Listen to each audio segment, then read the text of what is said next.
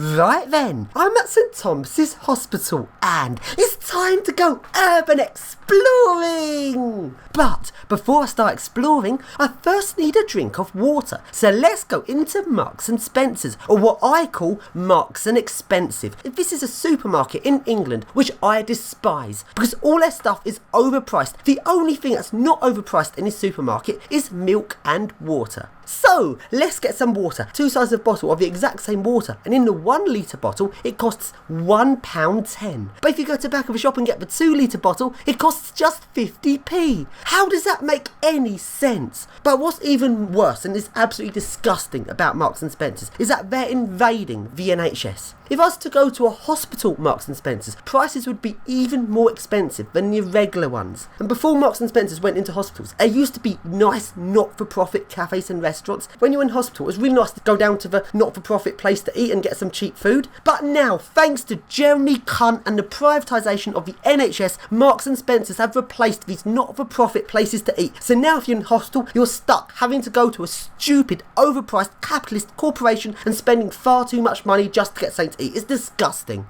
So then, rant over, let's now go urban exploring. So, we go round to the back of Thomas's hostel to the abandoned section, and we manage to find a way in and into the hostel, and it's a really epic, nice, old-fashioned hospital. Old hostels are so nice. There's so many bits to explore. There's loads of little staircases going everywhere, loads of twists and turns, and so much to see. Sadly, so many hospitals have been turned into clean, faceless, boring places, but this abandoned hostel is really old-fashioned, and it's completely epic, so we have to take a look around. First, let's walk up this corridor to the back of this abandoned building, and let's take a look at some of the rooms. This room is an old lecture theatre, and some of the other rooms look very creepy indeed, such as this room, which looks absolutely amazing. And round the back of the hospital, there's some old equipment to take a look at. So then, that's the back of hospital complete. Let's go up to the front of the hospital where the lift is. Let's go and take a look at the lift. And the lift is an epic old Marriott Scott lift. Yes! So let's now go up the stairs and take a look at the lift car. And this is what the lift car looks like. Notice it's got 2 sets of doors. This is a really epic old relay lift. And this lift has relay logic, has got regular relay logic, and as well as that, it's got the really old slate relay logic. Just like the one I've got in my collection. It's got a slate relay bodge board to wire in an automatic door to a relay logic. But because this lift's got 2 automatic doors, I wonder how I've bodged it in. Because I'd have to choose which floors the doors open. Let's go up and take a look at the motor room. And here is the main logic. This is what it looks like, epic old relay logic.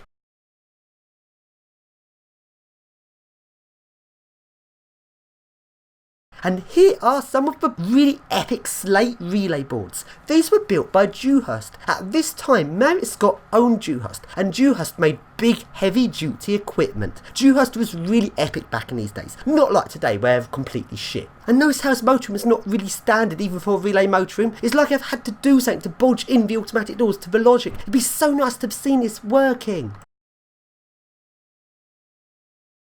So now we go out onto the upper roof, and this is what the roof looks like. It's a very interesting roof, and this building's got a very interesting clock tower, which we later managed to get up. Let's take a look around this roof area. And while we're exploring this building, we found we weren't alone in the building. In this building at the same time as us was another urban explorer, and this time it turns out they were actually an urban explorer. Unlike last time, when there's other people in the building who I thought were explorers, and turned out they were the police. Oh dear, that was very embarrassing, but luckily this time he was actually an urban explorer. So then we now go back into the building, and we now go along to this section of the building where they've added a glass bridge. They've taken the loft area of the part of the building next to the part I'm in and turned the loft into an extra ward, then added a glass bridge to link this ward up to where the lift is. This is such a bodge and it's so interesting. So let's take a look around this attic. You can see it, this is the attic, and they've converted it. And let's now go up the stairs and take a look at the plant room. And this is what a plant room looks like.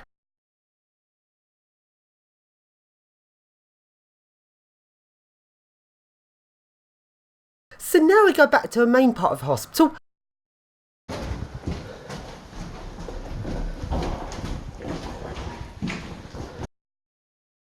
And down a very creepy staircase.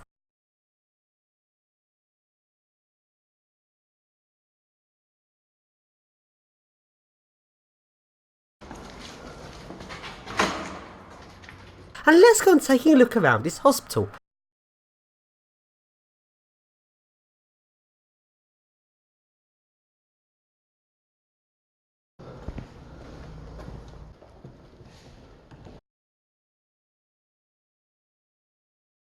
And along to the lower roof. And now, it's now time to climb the clock tower. This clock tower is very epic, it's very tall, so let's go up it.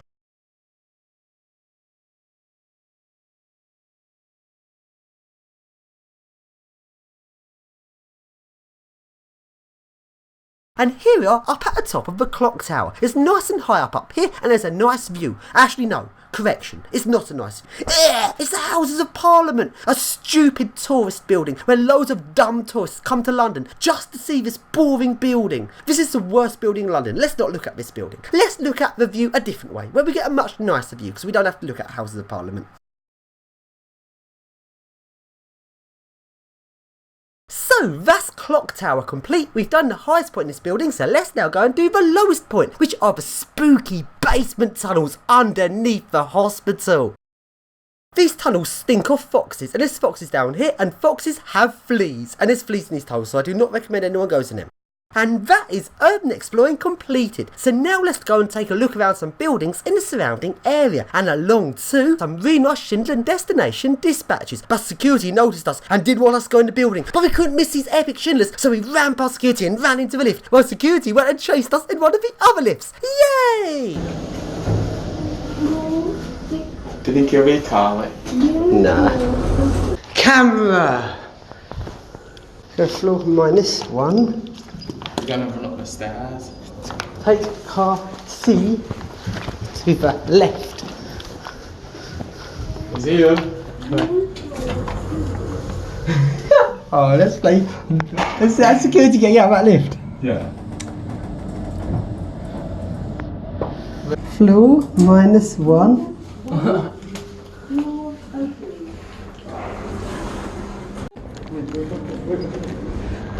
C. See.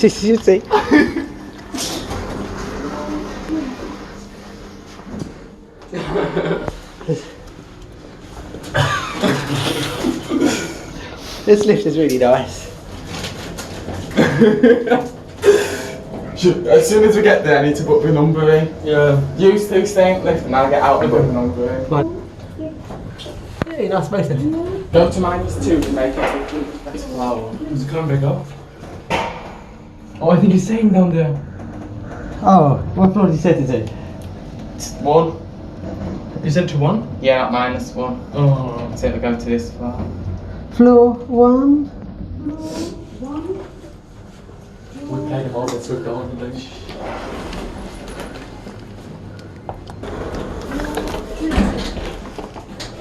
Can I ask you, what's your problem?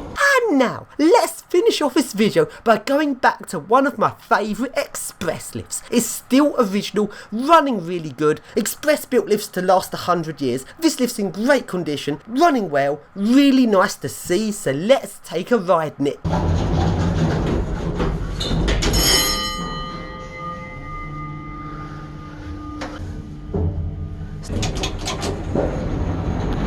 And let's surf it.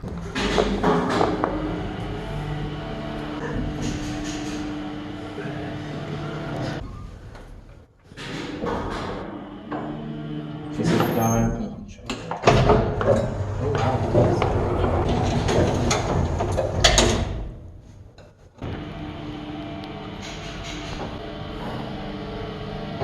Yeah, 6th floor. This is your final destination.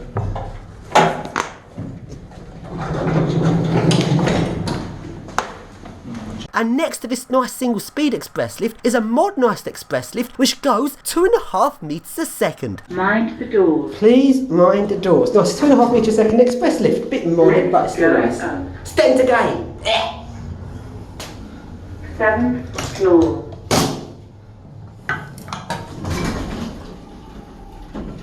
Indicator has been disconnected from logic. At least I now know what F means. It's not the fault of the lift, it's just the fault of the indicator. Let's surf it. I got like. Yeah. Whee!